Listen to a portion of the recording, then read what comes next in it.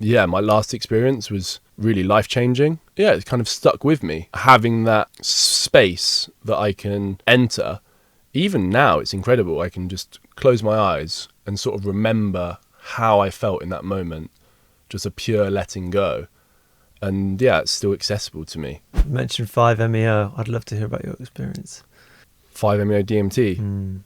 What we were talking about it before you rolled the tape. What were we saying? That you are Vice's go-to guy. Well, I had a story published.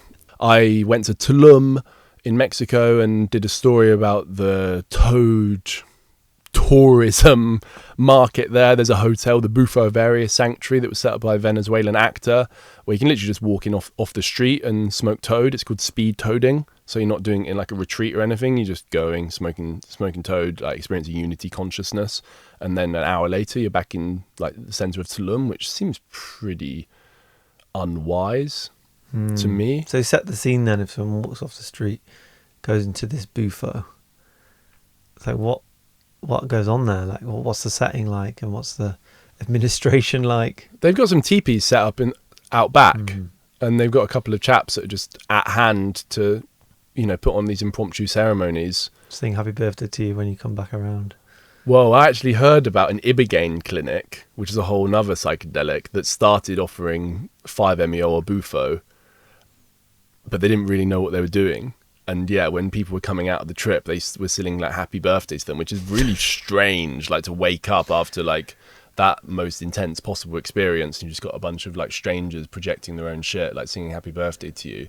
Like, the trick is, I think, after sitting with a couple of people with this medicine, is just to allow the person to experience the medicine and to give them the keys, the information to really let go. There's this mantra, I surrender, I am surrendering, I have surrendered. And yeah, that really, really helped me.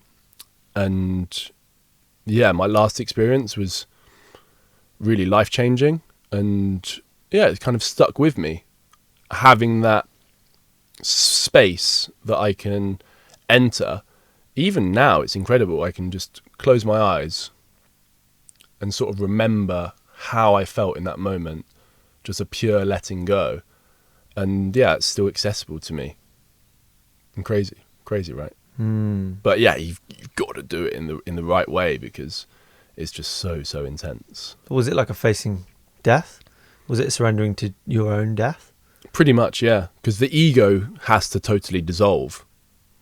You don't necessarily go to the other side. It's more just like a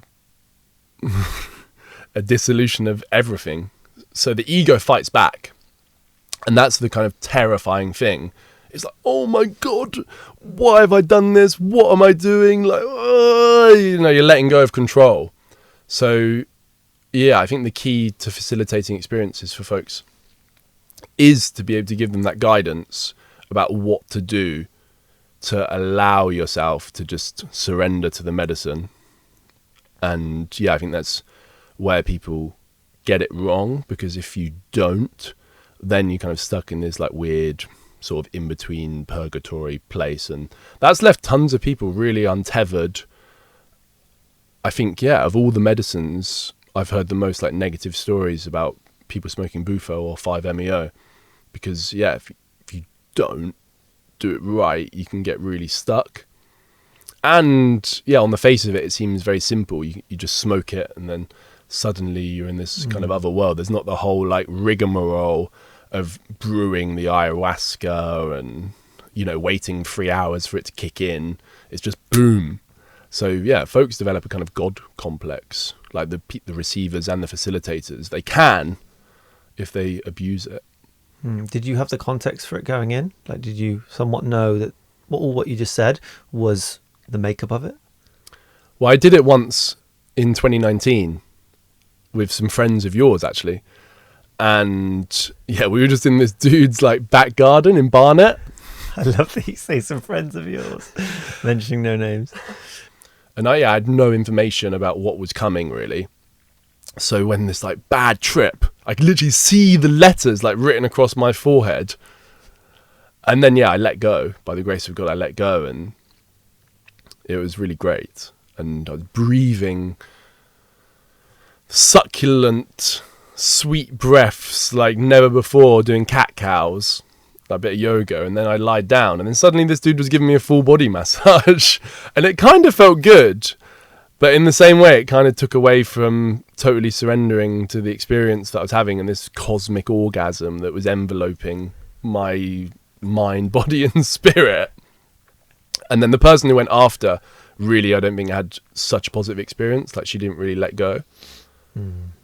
Or I don't really know what happened. Well, that is it, isn't it? That is what constitutes to a negative experience. Yeah.